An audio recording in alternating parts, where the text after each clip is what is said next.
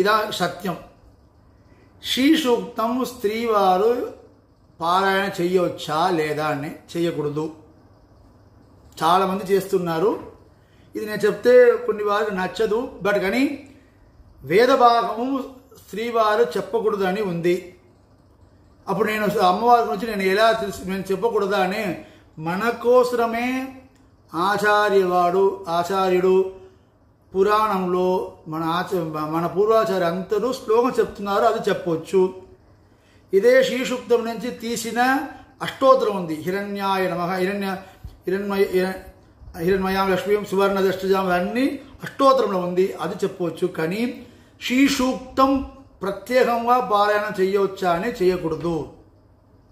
అర్థం తెలుసుకోవచ్చు. వేద భాగతోడు అన్ని అర్థం తెలుసుకోవచ్చు స్త్రీవారు. అన్ని అర్థం. ఇంకొకటి అంటే పురుషులు కానీ